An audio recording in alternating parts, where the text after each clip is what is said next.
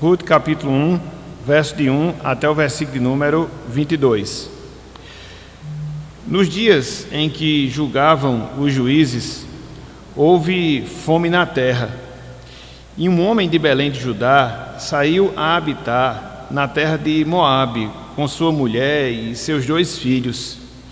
Este homem se chamava Elimeleque e sua mulher Noemi. Os filhos se chamavam Malom e Quilion, efrateus, de Belém, de Judá. Vieram à terra de Moabe e ficaram ali. Morreu Elimeleque, marido de Noemi, e ficou ela com os seus 2 filhos, os quais casaram com mulheres moabitas.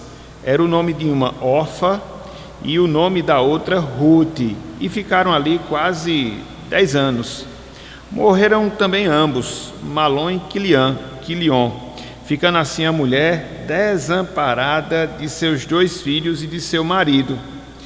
Então se dispôs ela com as suas noras e voltou da terra de Moabe, porquanto nesta ouviu que o Senhor se lembrara do seu povo, dando-lhe pão. Saiu, pois, ela com suas 2 noras do lugar onde estivera, e indo elas caminhando de volta para a terra de Judá, disse-lhes Noemi: Ide, voltai, cada um à casa de sua mãe, e o Senhor use convosco de benevolência, como vós usastes com os que morreram e comigo. O Senhor vos dê que sejais felizes, cada uma em casa de seu marido. E beijou-as. Elas, porém, choraram em alta voz e lhe disseram: Não, iremos contigo ao teu povo. Porém, Noemi disse: Voltai, minhas filhas, porque iríeis comigo? Tenho eu ainda no ventre filhos, para que vos sejam por maridos? Tornai, filhas minhas, ir-vos embora, porque sou velha demais para ter marido. Ainda quando eu dissesse: tenho esperança, ou ainda que esta noite tivesse marido e houvesse filhos, esperá-los-ieis até que viessem a ser grandes? Abster-vos-ieis de tomardes marido? Não, filhas minhas, porque por vossa causa a mim me amarga o teu Senhor descarregado contra mim a sua mão. Então, de novo, choraram em alta voz. Orfa, com um beijo, se despediu de sua sogra, porém Ruth se apegou a ela. Disse Noemi: Eis que a tua cunhada voltou ao teu povo e aos seus deuses. Também tu volta após tua cunhada? Disse, porém, Ruth: Não me instes para que te deixe e me obrigue a não seguir-te, porque aonde quer que fores, irei eu, e onde quer que pousares, ali pousarei eu. O teu povo é o meu povo, o teu Deus é o meu Deus. Onde quer que morreres, morrerei eu, e aí serei sepultada. Faça-me o Senhor o que bem lhe aprouver, se outra coisa que não seja a morte me separar de ti. Vendo, pois, Noemi que de todo estava resolvida a acompanhá-la, deixou de insistir com ela. Então ambas se foram, até que chegaram a Belém. Sucedeu que, ao chegarem ali, toda a cidade se comoveu por causa delas, e as mulheres diziam: Não é esta Noemi? Porém, ela lhes dizia: Não me chameis Noemi, chamai-me Mara, porquanto grande amargura me tem dado o Todo-Poderoso. Ditosa eu parti, porém o Senhor me fez voltar pobre. Por que, pois, me chamareis Noemi, visto que o Senhor se manifestou contra mim e o Todo-Poderoso me tem afligido? Assim voltou Noemi da terra de Moabe com Ruth, sua nora, a Moabita, e chegaram a Belém, no princípio da cega da cevada. Até aqui, até o versículo 22. Que o Senhor nos abençoe e que Ele esteja aplicando a porção da sua santa palavra nos nossos corações, no nome de Jesus Cristo. Amém. Inicialmente, eu queria introduzir esse estudo com uma pergunta, com um questionamento. Uma pergunta, um questionamento básico, mas de certa forma, vez por outra, ou nós mesmos nos fazemos, ou outras pessoas nos fazem esse questionamento. E aí, enquanto cristão, a gente precisa ter uma resposta bíblica, para que assim a gente não dê motivos, dentre outras coisas, das pessoas estarem questionando, pervertendo aquilo que a gente entende da palavra, sobretudo em relação à pessoa do nosso Deus, em relação à pessoa do nosso Senhor. Então, a pergunta que eu queria fazer para despertar, vamos assim dizer, o nosso interesse e servir de ponto de partida para o nosso estudo é a seguinte: irmãos, irmãs, como pode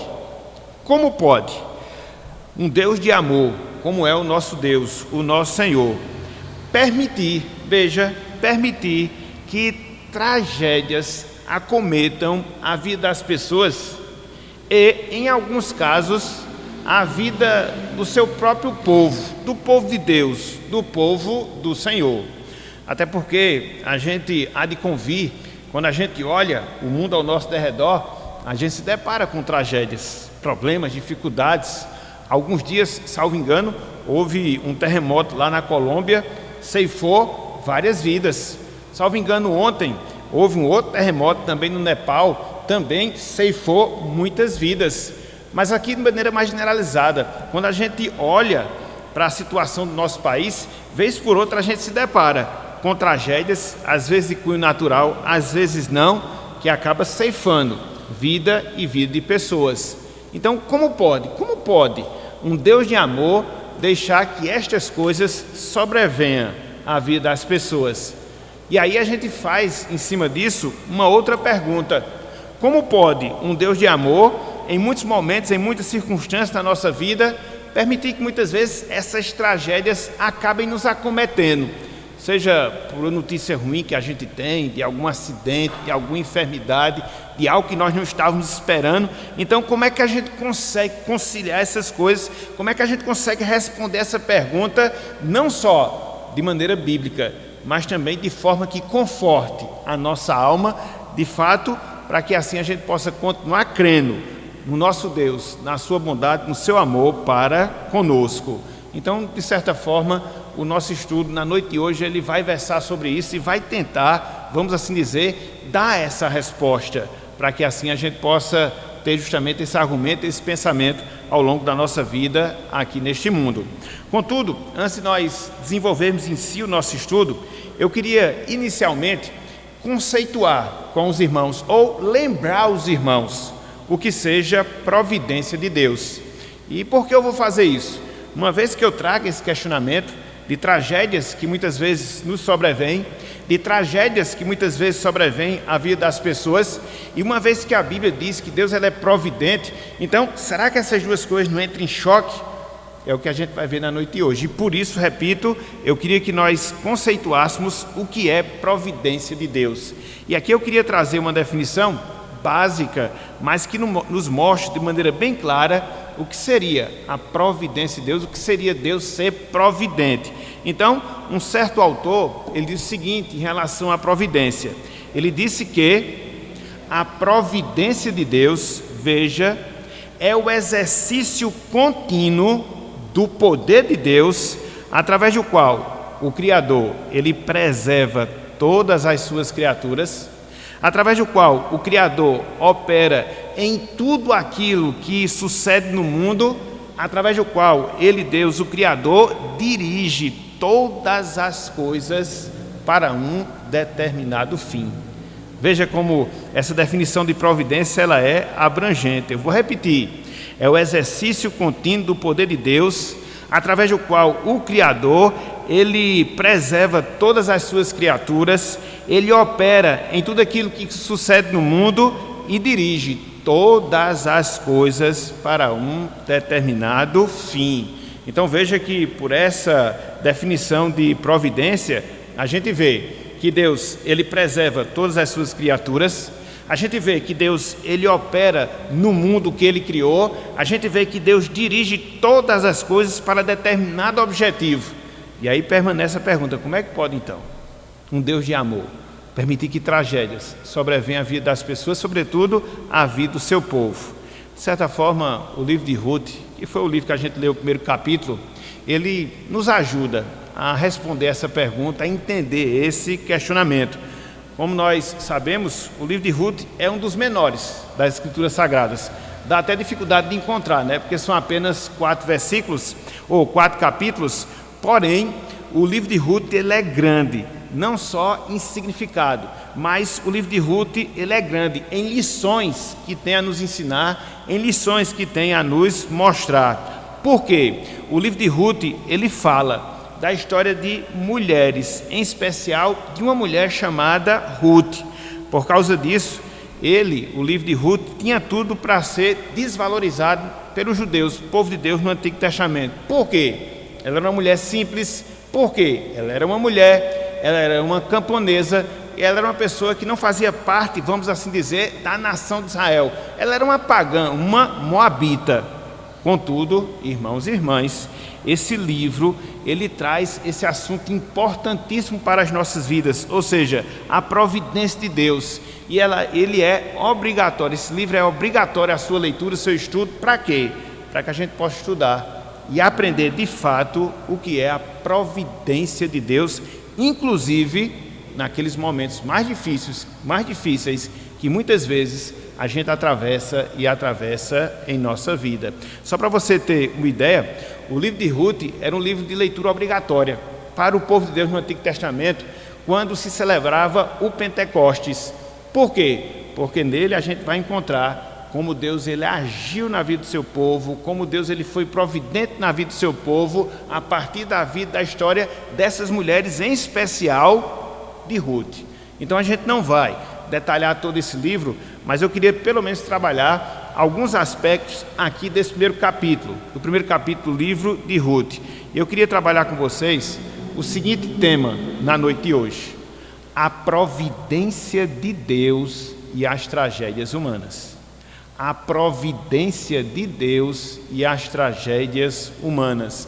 A gente vai ler esse capítulo primeiro, pelo menos em alguns versículos, e fazermos uso de outros versos que nós temos na palavra, para que a gente possa ter essa compreensão, ou seja, enxergar as tragédias, por mais difíceis que elas sejam, como dentro daquilo que a gente pode chamar, como de fato é, providência de Deus. O controle que Deus exerce sobre tudo, o controle que Deus exerce sobre todos, para cumprimento da sua vontade, para cumprimento do seu propósito. Então, basicamente, a gente vai trabalhar três pontos na noite de hoje. Em primeiro lugar, eu queria que nós trabalhássemos uma possível explicação para as tragédias humanas. Por que muitas vezes a gente sofre? Por que muitas vezes as tragédias nos sobrevêm? A gente vai ver pelo menos uma explicação para isso, pelo menos uma. No segundo momento, o que é que a gente vai fazer? Duas atitudes que a gente não deve ter em meio às tragédias, que muitas vezes acomete a nossa vida. Duas atitudes. E no terceiro momento, o que é que a gente vai fazer? Um sentimento, a gente vai ver um sentimento que não pode existir nos nossos corações quando as tragédias elas baterem na nossa vida. Então, basicamente, a gente vai seguir esse roteiro. Dar uma explicação, pelo menos uma, para as tragédias em nossas vidas. Depois, considerarmos duas atitudes que a gente não pode ter diante das tragédias. Depois, considerar um sentimento que a gente não deve ter em meio a essas tragédias. E aí a gente vai finalizar com algumas lições de ordem prática. Ok? Tudo entendido até aqui? Estão comigo? Podemos seguir? Beleza. Então vamos lá. Ó. Uma possível explicação para as tragédias humanas. Conforme eu acabei de falar, as tragédias nos sobrevêm. No sentido geral, às pessoas e às vezes até mesmo a nós, que somos povo de Deus, que somos crentes em Cristo Jesus. E aí a gente pode encontrar algumas explicações, alguns motivos. Eu vou dar pelo menos um, dentro desse contexto aqui do livro de Ruth, para que a gente possa vislumbrar esse fato aqui na palavra do Senhor. E aí, o texto, o livro se inicia mostrando, vamos assim dizer, uma explicação para as tragédias, para os problemas, para as dificuldades, para as tribulações, para as adversidades que muitas vezes você, todos nós, enfrentamos em nossa vida. Acompanhe comigo, por favor. Ruth capítulo 1, versículo 1. Olha só o que nos diz aqui a palavra de Deus. Ruth capítulo 1, versículo 1. Olhem só o que nos diz aqui a palavra de Deus. Ruth 1. Nos dias em que julgavam os juízes, veja, Não, Ruth 1. Ruth capítulo 1 no Antigo Testamento. Viu? Ruth 1. E o seguinte, versículo 1. Nos dias em que julgavam os juízes, houve fome na terra, e um homem de Belém de Judá saiu a habitar na terra de Moabe com sua mulher e seus 2 filhos. A parte inicial do versículo 2. Este homem se chamava Elimeleque. Irmãos, irmãs, aqui nesse trecho, a gente encontra o tempo. Aqui nesse texto, a gente encontra o tipo de tragédia que acometeu esse homem, esse servo de Deus. E não só ele, toda a sua família. Elimeleque, no caso, sua esposa Noemi e os seus 2 filhos. E na medida em que você entende essas 2 coisas, o tempo em que se deu essa tragédia e o tipo da tragédia em si, então isso vai lançar luz para a gente poder entender, pelo menos uma razão, o motivo da gente enfrentar tragédias ao longo da nossa vida aqui nesse mundo. Vamos desdobrar isso, vamos detalhar isso. Em primeiro lugar, o tempo da tragédia. Esse texto aqui nos ensina que o livro de Ruth, pelo menos na sua parte inicial, ele se passa num período chamado período dos juízes, conforme a gente tem ali no livro do Antigo Testamento, logo após o livro de Josué. Esse é um momento triste na história do povo de Deus. Esse é um momento triste na história do povo do Senhor. Basicamente, esse período, ele durou 400 anos. 400 anos. Quando você vê o livro de Juízes, você vê aqueles capítulos, e aqueles capítulos, eles resumem um período de 4 séculos. 4 séculos, 400 anos. Ou seja, de 1400 a.C. até o ano 1000 antes de Jesus. Então, o livro de Juízes, esse período de Juízes, ele engloba justamente esse momento da história do povo de Deus. E esse é um período triste, por quê? É um período que é marcado por esfriamento espiritual, é um período que é marcado por afastamento de Deus, é um período que é marcado pelo abandono do povo de Deus a Deus e se voltando esse povo não para o Senhor, se voltando para o paganismo e para fazer a sua própria vontade, para fazer os seus próprios desejos. Sem desmarcar esse texto aqui de Ruth, abram aí, por favor, só para você ter um resumo desse período.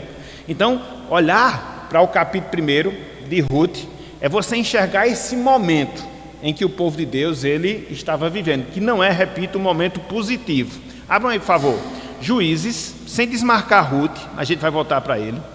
Abram aí, por favor, Juízes, capítulo 2. Olha só como estava o povo de Deus. Olha só como estava o povo do Senhor. Então é esse contexto que a gente vê no livro de Ruth, no capítulo 1. É esse contexto.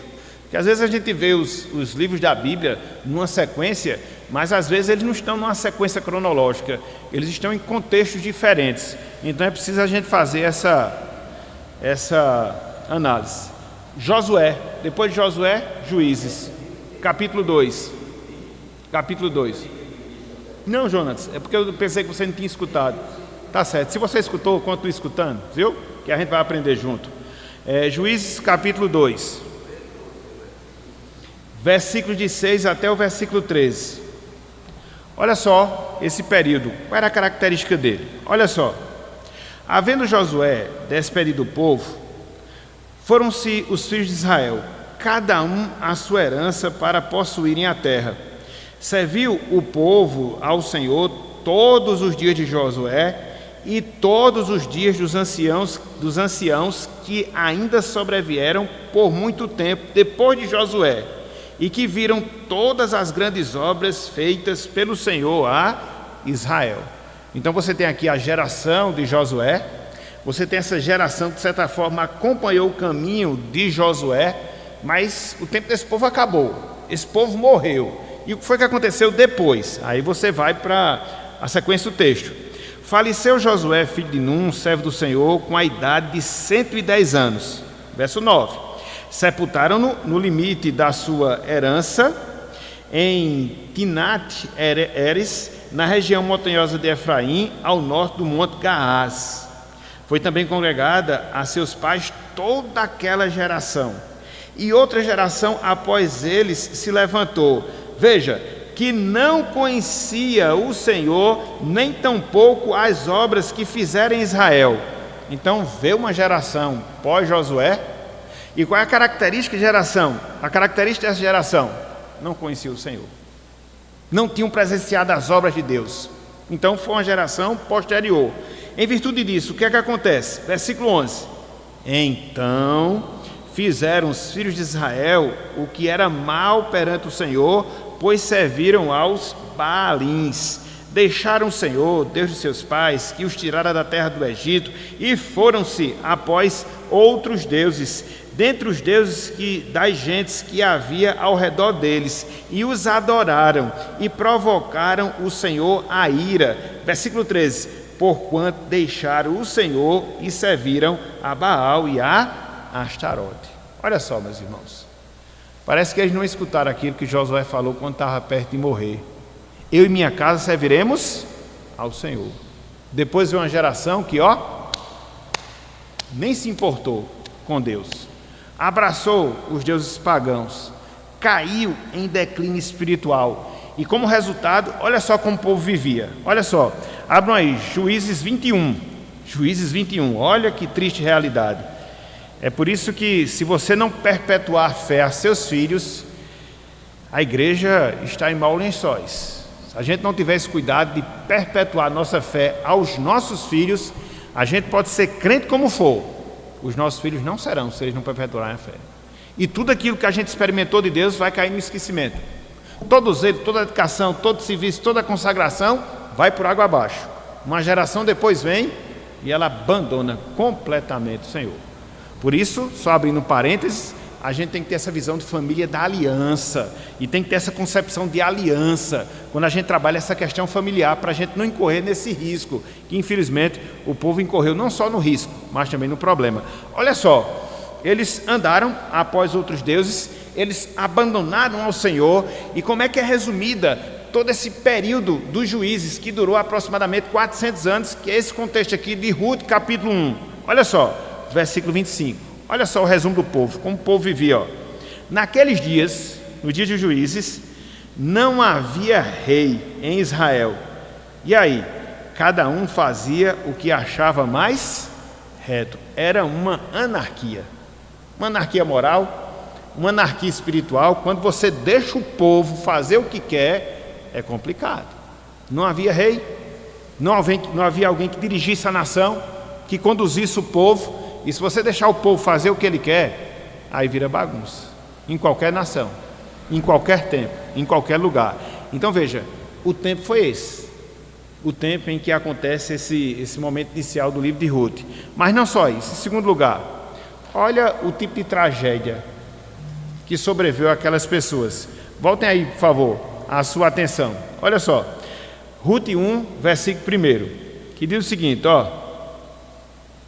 nos dias em que julgavam os juízes, houve fome na terra, e um homem de Belém de Judá saiu a habitar na terra de Moabe com sua mulher e seus 2 filhos. Então, o que estava acontecendo na nação de Israel? Fome. Na verdade é até contraditório, né? Faltou pão na casa do pão. A palavra Belém significa casa do pão, mas não havia pão em Belém, havia fome, havia escassez de comida. Então era a realidade que vivia ali Elimeleque, sua família e os contemporâneos dele. E é interessante, meus irmãos, é interessante. Por quê? Veja, a tragédia não acometeu Elimeleque e os seus contemporâneos por acaso. Por quê? Você olha assim essa questão da fome, mas por que estavam passando fome? Por que estavam passando essa dificuldade? Porque eles estavam passando esse problema que, no caso aqui, os obrigou a ir lá para Moabe. Por quê? Aí você vai encontrar a explicação lá na lei de Moisés. O povo havia desobedecido a Deus. A gente viu. O povo havia seguido um paganismo. A gente pode dizer que a terra era um termômetro da vida espiritual do povo. Se a terra era fértil, via de regra, era que o povo estava consagrado a Deus. Mas quando a terra não era fértil, então isso era indicação que Deus estava punindo o povo pelo povo ter se afastado dele. Era esse princípio que a gente encontrava. E olha que coisa interessante, Deus já havia dito isso desde o tempo de Moisés, 400 anos. Iria abençoar o povo, iria cumprir a palavra de Deus, de assentar o povo na terra prometida, mas se o povo desobedecesse, se preparasse, porque no dizer popular, o cancão ia piar, entendeu? E piou em alguns momentos, como aconteceu aqui. Olha só a advertência de Deus, que Deus não faz nada que não avisa a gente. Às vezes a gente quebra a cabeça na vida, às vezes a gente sofre na vida, aqui para nós, meus irmãos, por causa de nós mesmos, porque Deus já nos avisa. Mas muitas vezes a gente é teimoso, muitas vezes a gente é recalcitrante, muitas vezes a gente é rebelde e a gente acaba sofrendo na nossa própria pele os resultados dos nossos pecados. Em alguns momentos isso acontece. Olha só, sem desmarcar aí o texto de Ruth, abram por favor aí, Levítico. Olha a promessa que Deus havia feito. Levítico, capítulo 26. Olha só o que Deus havia dito. O que vai acontecer aqui no período de Ruth, dos juízes, foi nada de novo. Levítico 26. Levítico 26. Deus já tinha dito isso, a Moisés. A Moisés. E isso aqui, irmãos, serve de alerta para nós. Eu não estou dizendo que toda vez que a gente pecar, vai ser resultado dos nossos pecados. Não, a gente viu o livro de Jó e observamos o exemplo dele. Mas o que eu quero dizer é que em alguns momentos isso pode acontecer. É por isso que eu estou colocando aqui uma das explicações para as tragédias na vida. Não são todas as explicações. Em alguns momentos, em alguns casos, as tragédias se dão por causa dos nossos pecados. É só para a gente ficar atento a esse ponto.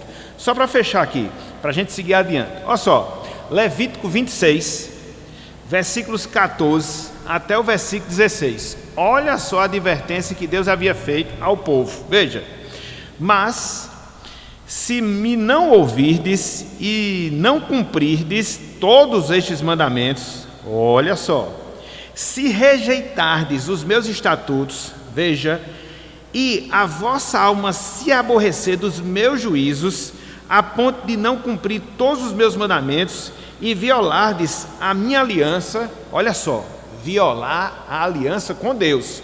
Quando a gente peca, meus irmãos, a gente viola a aliança com Deus, a gente entristece Deus. E nesse caso aqui, qual seria a punição do povo, uma vez que o povo se comportasse dessa forma? Olha só, o versículo 16. Então eu vos farei isto, porei sobre vós terror, a tísica e a febre ardente, que fazem desaparecer o luxo dos olhos e definhar a vida, e semeareis debalde a vossa semente, porque os vossos inimigos a comerão. Chamando a atenção para a última parte do versículo. Vão plantar, vão semear, e a colheita? Vem não vai vir.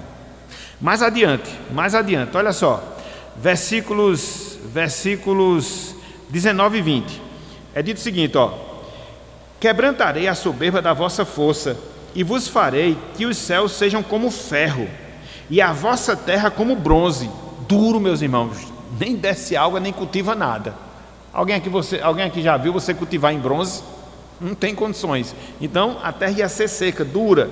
Versículo 20, debalde se gastará a vossa força, a vossa terra não dará a sua messe, e as árvores da terra não darão o seu fruto. O que é isso? Fome. O que é que o povo estava sofrendo lá no contexto de Ruth? Fome. Elimeleque, Noemi, seus filhos e todo o povo. Agora a gente entende a explicação. Por que faltou pão na casa do pão? Porque o povo havia pecado. Deus já havia advertido? Sim. Mas o povo esqueceu da palavra do Senhor. É por isso, meus irmãos, que a gente nunca deve considerar como repetitivo aquilo que a gente aprende da palavra de Deus. Sabe por quê? Humanamente falando, a gente tem uma tendência incrível de esquecer das coisas. Por isso que o melhor método pedagógico, de ensino, é o quê? A repetição. Para a gente poder lembrar, continuar lembrando. Para a gente lembrar, continuar lembrando. Porque, do contrário, o tempo vem e às vezes tem uma capacidade enorme de apagar da nossa mente aquilo que Deus quer que nós façamos, aquilo que Deus quer que nós sejamos. E aí, quando isso acontece, a gente vai experimentar esse processo que o povo experimenta aqui, declínio espiritual, derrocada espiritual, perda da comunhão com o Senhor. Mas não só isso, a gente acaba sendo recipiente do juízo e da disciplina de Deus, porque lá em Hebreus é dito que Deus ele é Pai, e pelo fato de Deus ser Pai, o que é que Ele faz com os seus filhos, que somos nós? O quê? Corrige, né? E muitas vezes as correções vêm assim, meus irmãos, para a gente poder aprender, para a gente ter a nossa consciência despertada, para a gente poder lembrar. Então tudo isso faz parte do trato de Deus, da pedagogia de Deus em relação às nossas vidas. Ok? Então, dá para entender aqui uma das explicações, eu queria que isso ficasse bem frisado, não são todas, uma das explicações pelas quais a gente sofre. As tragédias nos sobrevêm. Por quê? Desobedecemos a Deus, como aconteceu aqui nos tempos de Elimeleque. Ok? Então veja, uma vez que a gente entende isso, eu vou passar para o segundo ponto do nosso estudo. Ou seja, quais são as atitudes que a gente não pode ter diante das tragédias que muitas vezes sobrevêm à nossa vida? A gente olha para a história começa triste, depois ela vai ter um final feliz, sim, beleza. Mas essa história triste, ela traz exemplo também para nós, porque a Bíblia nos ensina, através dos seus preceitos, através dos seus mandamentos e através dos seus exemplos. Quer sejam exemplos positivos, os quais você deve seguir, quer sejam os exemplos negativos que você precisa evitar. Então, tem aqueles exemplos, siga. Tem aqueles exemplos que não siga, senão vai se dar a mesma coisa com você.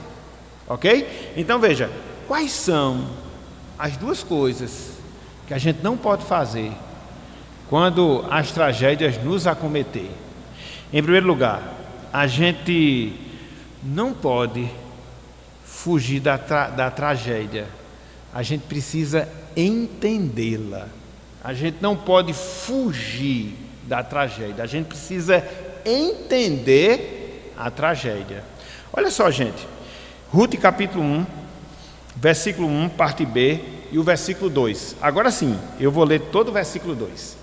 Então, fugir da tragédia não é solução. A gente precisa entender a tragédia. Olha só, Ruth 1 e 2. Eu vou ler do 1 todo, só para a gente pegar aqui o fio da meada. Nos dias em que julgavam os juízes, houve fome na terra, e um homem de Belém de Judá saiu a habitar na terra de Moabe, com sua mulher e seus 2 filhos. Este homem se chamava Elimeleque e sua mulher Noemi. Os filhos se chamavam Malom e Quilion, efrateus de Belém de Judá.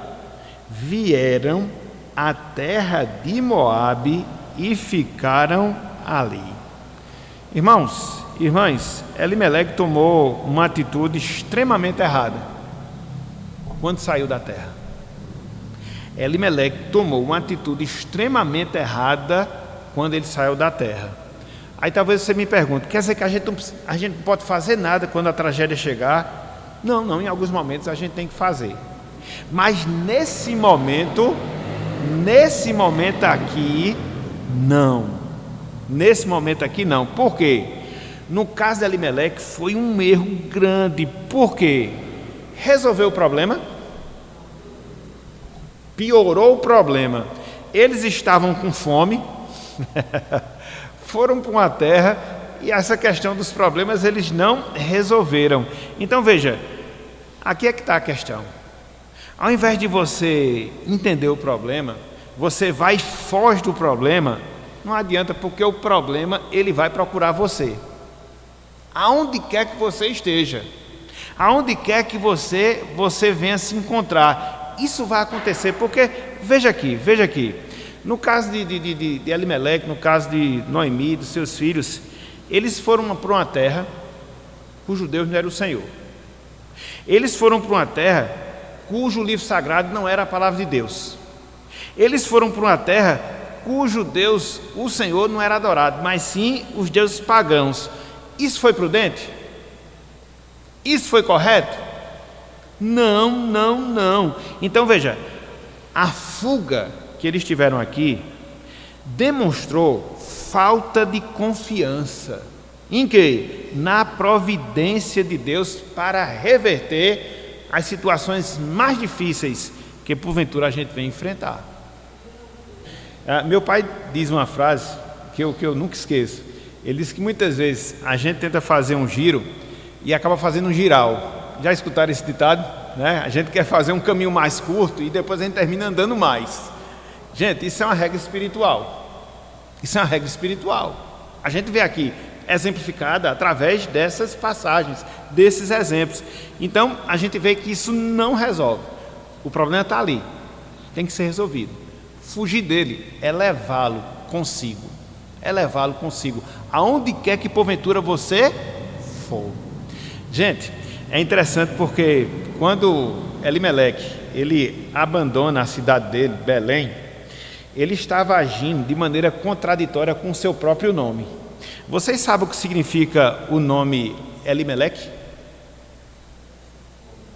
O que significa o nome Elimeleque? O significado do nome Elimeleque, que é o personagem que a gente está considerando aqui.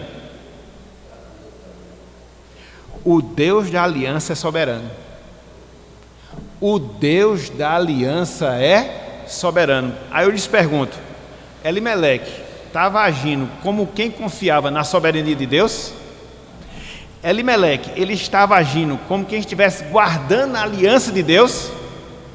O nome dele era uma contradição com a atitude dele. O nome dele era uma contradição com a atitude que ele havia tomado. Ele não se tocou nisso. Não se tocou. E isso é interessante porque mostra, meus irmãos, que muitas vezes a gente concentra tanto o nosso pensamento no problema que a gente não pensa como deveria pensar. E age de maneira impensada.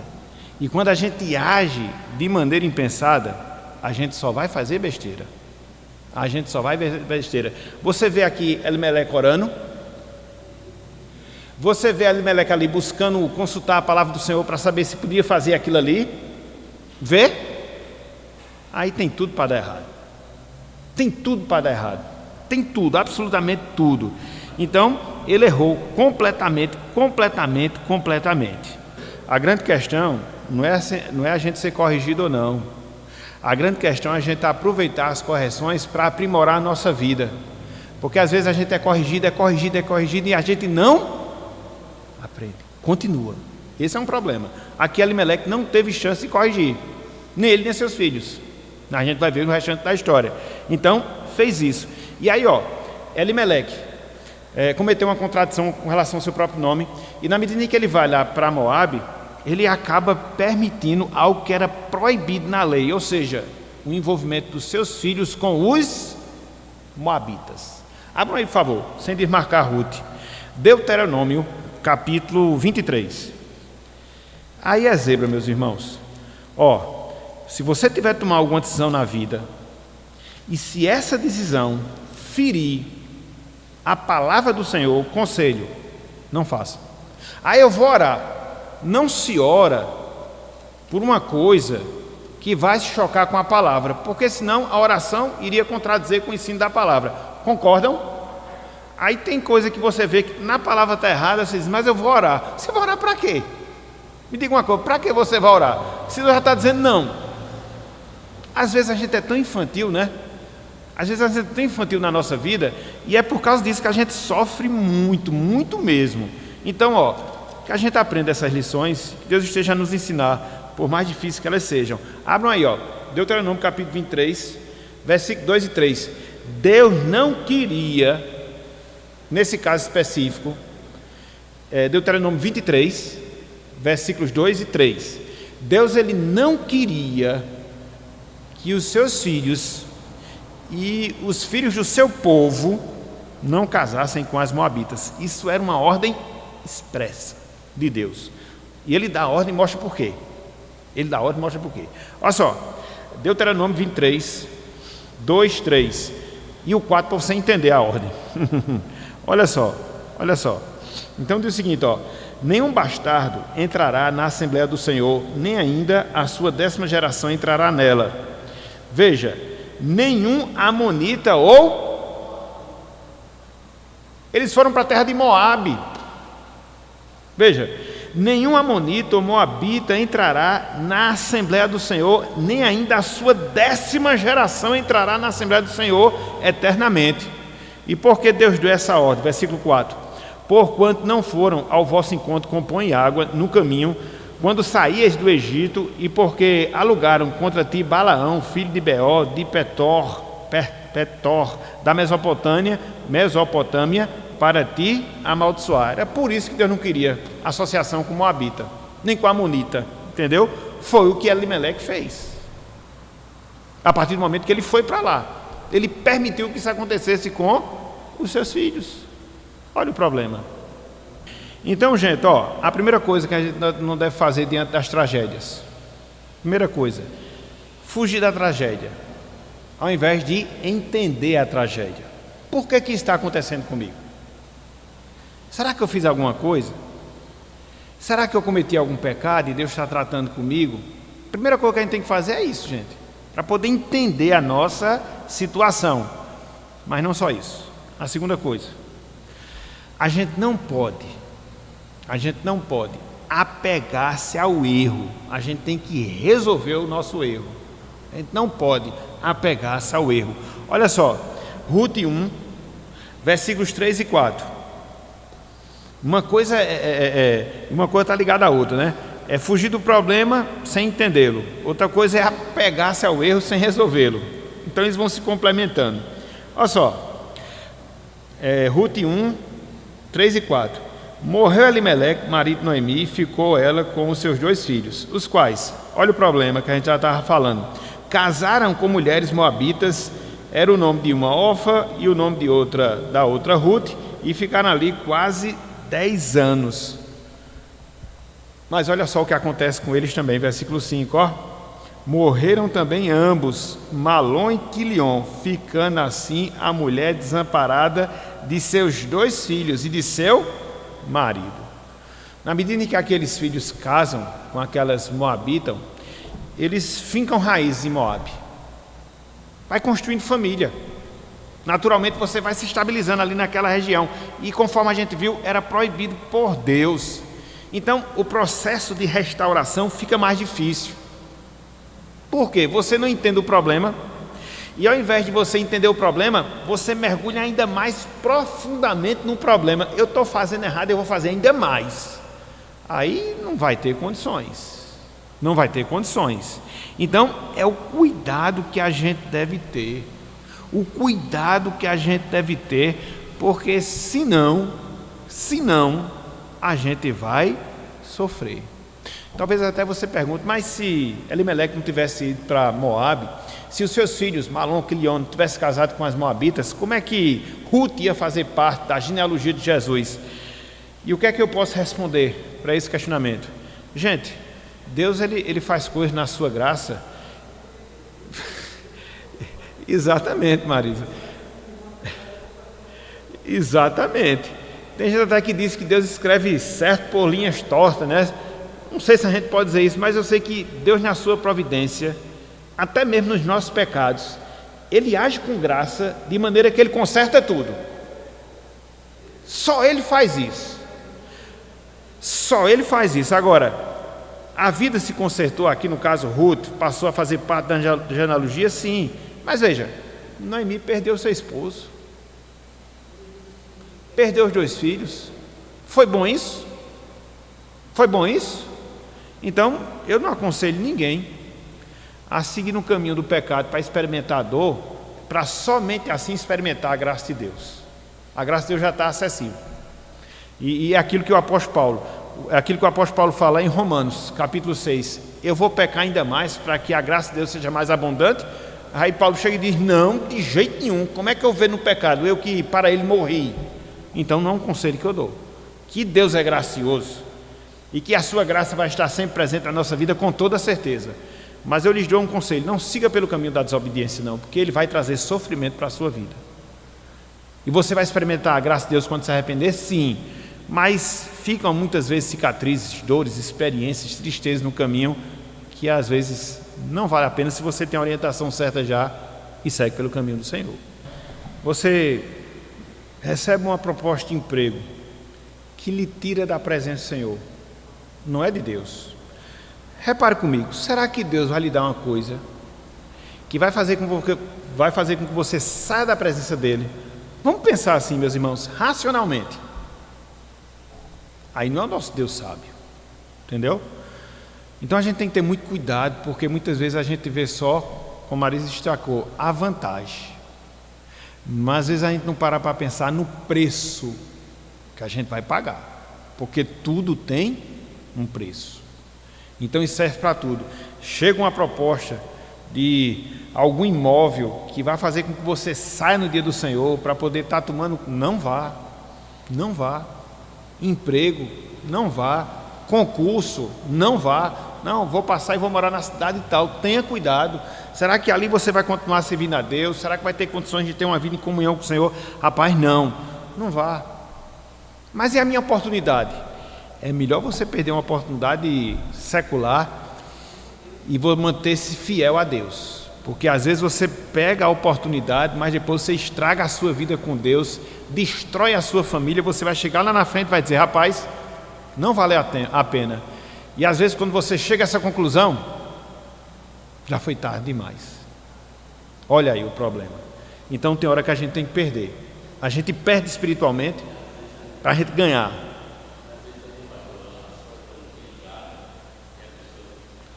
Insiste. Exatamente.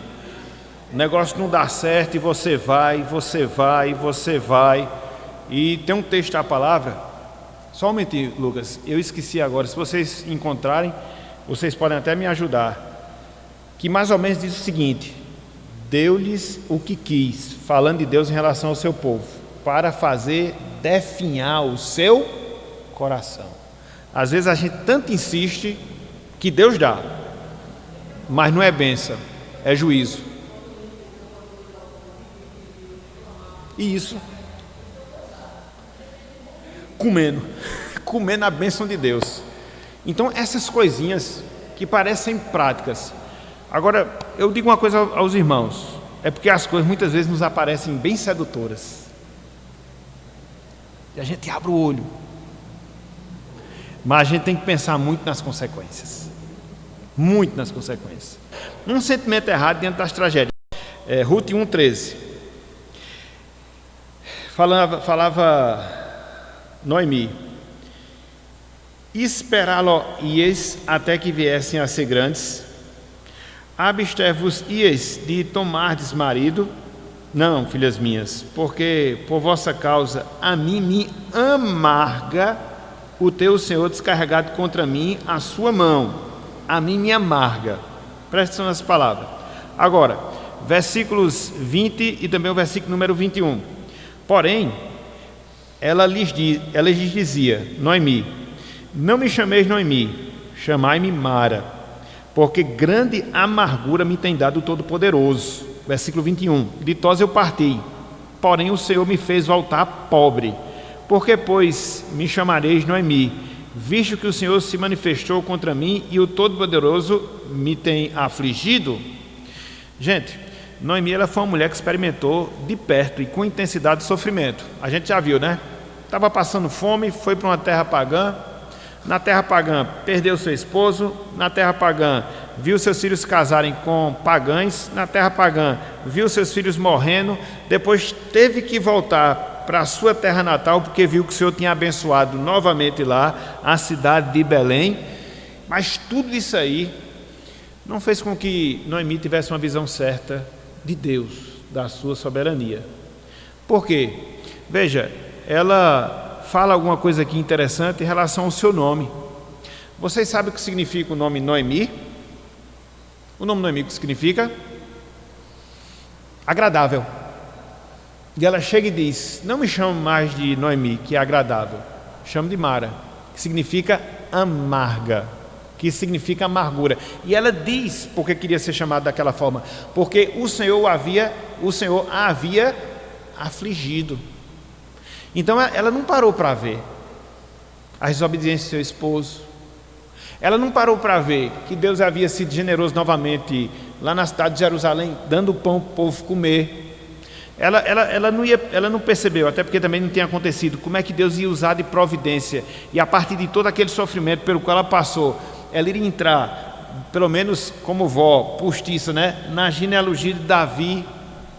Ela não parou para pensar nessas coisas. Então, a gente tem que evitar esse tipo de sentimento de amargura. Quando a gente sofre por causa das tragédias, como se Deus fosse um Deus mau, que gosta de ver sofrer seu filho, como se Deus fosse um Deus mau, que tivesse prazer no nosso sofrimento, entendeu? Noemi estava com uma visão equivocada de Deus, perdeu a visão da bondade de Deus, perdeu a visão da graça de Deus. Agora, aqui para nós, via de regra, é esse sentimento que vem na nossa vida, no nosso coração, quando o sofrimento bate na porta da nossa vida, quando a gente tem que enfrentar uma enfermidade, quando uma pessoa próxima a nós tem que enfrentar uma enfermidade, quando a gente tem que lidar com a dor do luto, com a dor da perda, via de regra a gente tem essa visão negativa de Deus. Por isso que é um sentimento que a gente tem que evitar. A gente tem que ter uma visão maior da providência de Deus e ver que, mesmo nas dificuldades, nos problemas, nas tragédias, a providência de Deus está nos conduzindo para um fim glorioso. Olha como vai acabar o livro, coisa maravilhosa. Abra aí, por favor, Ruth capítulo 4, né? Que aí Ruth conhece Boaz e eles se casam e eles têm filhos. E veja, Noemi não ia ter mais neto. Por quê? Seu esposo morreu. Por quê? Seus filhos morreram, né? Tinha tudo ali para não ter essa alegria na sua vida. Ela nunca tinha tido neto. Mas veja o que é que acontece. Observe como Deus ele trabalha na nossa vida. Olha só, capítulo 4, versículo 15 e 16, em relação ao filho que nasceria. Ele diz o seguinte, o texto, versículo 15: ele será restaurador da tua vida e consolador da tua velhice, pois tua nora que te ama o deu à luz, e ela te é melhor do que 7 filhos. O número maior dos filhos que ela perdeu 2, mas a nora dela valia por 7. Olha como Deus é bondoso. Mas ela não enxergava aquilo ali, principalmente no início, que ela não estava vendo. Mas é essa tendência que a gente tem de reclamar logo e não ver o desfecho da história que Deus dá. O desfecho, a gente está vendo o capítulo em andamento, a gente não vê o final do livro, e a gente já vai julgando Deus por causa disso. Deus ele é ruim, Deus ele é maldoso, Deus é um Deus sádico, que gosta de ver o sofrimento do seu povo. Não. E aí, versículo 16: Noemi tomou o menino, o pôs no regaço e entrou a cuidar dele. As vizinhas lhe deram nome, dizendo a Noemi: nasceu um filho, e lhe chamaram Obed. Este é o pai de Jessé, pai de Davi. Olha só, grande rei Davi. As tragédias pelas quais passamos em nossas vidas devem nos conduzir a um sentimento de confiança em Deus. Elas devem provocar em nós a consciência de que Deus, ele sempre estará no comando. Deus sempre estará no comando, não esqueça disso. E que no caso do salvo, a sua providência está conduzindo cada um de nós para um fim glorioso. Cada um de nós. A providência de Deus usa até mesmo as tragédias das nossas vidas para aperfeiçoar o nosso relacionamento com Ele, o nosso relacionamento com Deus. Então, que a gente faça isso. Tenhamos uma visão confiante da providência de Deus em todo e qualquer momento da nossa vida. Que avaliemos a nossa vida diante das tragédias para saber se elas são resultado do nosso pecado ou não, e assim podermos tratá-lo. E nos lembremos que tudo o que está nos acontecendo está obedecendo estritamente à condução soberana e bondosa da mão de Deus sobre as nossas vidas. E fazendo assim a gente vive essa vida com mais confiança, com mais serenidade, com mais alegria e satisfação, porque nós não estamos sendo conduzidos pelo acaso, mas pelo Deus soberano que providencialmente age e continua agindo na nossa vida. Louvado seja Deus.